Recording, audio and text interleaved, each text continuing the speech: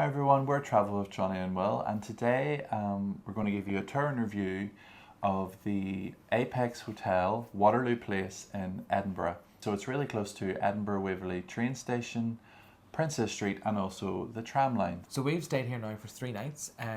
We are travelling with my mum, who has never been to Edinburgh before, and she wanted to spend a couple of nights here sort of seeing the city. We decided to stay here really because of the location, and it's a 4-star property, and you really can tell that it is that 4-star property whenever you walk into the reception area.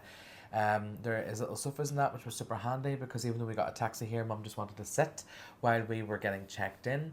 But the process was pretty quick and smooth. There are 3 steps then up to where the elevators are. But there is like a ramp access that literally comes up, and reception can help you with that if you need that access. So we made our way up then to the 10th floor where our bedrooms was. Now bear in mind that whenever you come into this hotel on the street, you're actually entering reception at floor 5, which was quite odd. But we made our way up to the 10th floor, and we were staying in room 1002. Coming into the room for a city centre property, it came across as a very large space with plenty of room around the bed. It wasn't cramped in any way. So just to the left as you walk in, there is the large bathroom, more like a shower room. There's no bath, but the shower itself, as you can see, is a very, very large size, well above average for all the hotels we've ever stayed in. And then there's also your basin, your vanity, your toilet, and everything that you would expect. Nothing is missing within that area. And there was actually on the large mirrors, one of those actually opened up as like a cupboard, and there was toilet rolls and like shower cap and things in there as well. So then just opposite the bathroom there was the large wardrobe area, and then within here you will find your hairdryer. There was a safe, there was the hospitality tray, and also a fridge. And then moving over to the next cupboards, there was lots of hanging space and some drawer space. And then in the last cupboard, there was an iron and ironing board. Yeah, and you actually were saying that the safe itself was actually quite big. That Yeah, you could fit a MacBook in it, yeah. Then coming into the main space, there's this large king-size bed behind us, again with lights on either side. And then right in front of us as we're sitting here, there is a wide desk with a swivel chair and another chair to the left, full-length mirror, TV, lamp, and then your telephone. And there's also a little interesting built-in mirror where like a vanity mirror. You could do your makeup or whatever you want to do, or just check yourself out. In terms of your sockets, there's a double with 2 USB-A's at the desk, and there is a double on this side of the bed with the 2 USB-A ports as well. And that's really the only place. Unfortunately, there is none on both sides. Side of the bed. So that's quite annoying. Yeah. I know, because whenever they put in those sort of like wooden sort of like headboard things, it is easy. Will sort of built one of these in our house, so it is easy to put sockets at both sides of the bed. But we don't know why they haven't done that. So it is worth mentioning as well that obviously the bedroom area is carpeted, and then the section over where the wardrobe space is and the bathroom is actually tiled in. Just obviously it's quite, fitting whenever you're coming out with wet feet and that, just to be careful in case you slip. So let's talk about breakfast. So breakfast is served in the on-site restaurant, which is called Liberté. And this has 3 sort of distinct sections, and they're all open for breakfast, which is really nice. It gives that feeling that everybody has enough space, and you really don't feel cramped when at breakfast time. So the middle section is where you'll actually find the sort of continental selection, selection, and there's a coffee machine as well if you wanted like a latte or cappuccino or and your juices, and then there's toast and stuff at the side. Now to get from A to B, there is a couple of steps throughout. However, again, sort of nearly there's like a shelving on the wall, like cubed shelving on the wall, and behind it there's another walkway which actually is ramp access. So that was really handy, obviously, for my mum because she is walking with a walking aid. But the staff were really kind and sort of showing us the way and showing us our table on every morning that we attend breakfast. We'll stick on screen the times that breakfast is served.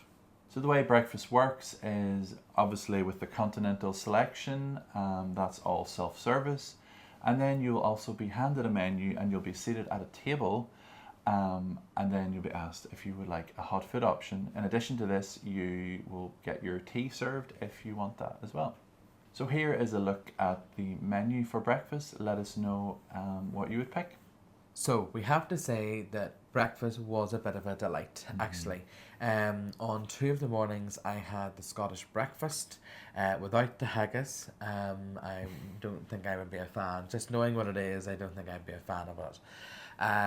And then on the last morning, which is today, I actually had a 3-egg omelette, which I do think was that was the only disappointing Maybe thing like I could 3 fault. small eggs. It was like the 3 smallest eggs In the ever, box. I think. But it was still really nice though. So I couldn't really fault it for the taste. But I thoroughly enjoy breakfast every morning. There has been plenty of options for us that we've had. In fact, actually, the orange juice as well was really nice because it was freshly the orange squeezed. juice, really, really good orange juice. And if you're not a fan of apple or orange juice, you can ask for cranberry. It's not sitting out. I don't think they sort of want people making a habit of it, but my mum doesn't really drink apple or orange juice, so she asked for cranberry, and they did go and get her a glass of cranberry in the morning. In terms of my hot food options, I had the bacon and sausage roll, I had the French toast, and I had the waffle. And yeah, like really, really stand out breakfast options, and the breakfast was really, really good. And for those that watch our channel, they know that Will's not a fan of cooked breakfasts. No. But you've had something hot every day. Yeah, I have. So other facilities within the hotel include the pool, sauna and spa area. Now, on the first night, we visited the pool and was that a sauna or a steam room? That was a steam. Oh, sorry, that was a sauna. Okay. Now, the pool was quite cold. I mean, it was fine. It wasn't freezing, but I don't know if I could have stayed very long in it. And it was sort of nice that a city centre location like this even had a pool. Yeah. But the sauna was really good. Yeah, it was really nice. I think I was expecting there to be a hydrotherapy pool, like a hot tub. I must just maybe I read the website wrong. I must look that up again. But as Will says, we were really impressed that actually a city centre location such as here had a pool and that kind of facility. It actually has a gym as well. Yes, that's right. If you want to get a workout in while you're here. However, there's plenty of walking to do in Edinburgh, so you definitely will walk off any calories that you've ate or drank. But there is a gym there. You can get treatments. We'll just pop on screen like some of the treatments that you can get here. But yeah, we were impressed that the hotel even had that. Yeah. And then there's also the hotel bar. Now, the first night you had a couple of drinks in there while I went and visited a friend. And then last night we both went, and it's just a really chilled space. And again, you get the feeling that there's more space than what is necessary for everyone, just to allow everybody that little bit of breathing. And that's actually been so nice. I think, whenever we've stayed in like city hotels and things before, we always sort of feel as if it's crammed and it just sort of becomes a bit more of like a flustered experience from check-in to getting to your room, being in the room, to the bars, the hectic breakfast buffets. In terms of other hotels that we would have stayed in, the bar and the restaurant would have been all like one big combined space, and then that would have become the breakfast area in the morning. So that didn't exist here. The bar is always separate. And the bar was very comfortable as well. Yeah, it was. Nice sitting, nice sofas and chairs, and it was quite plush.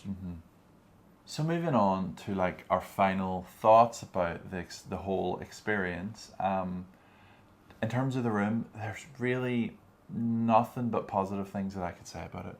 The shower's great size, the bed's been very comfortable, and the whole room's just been a lovely, bright space.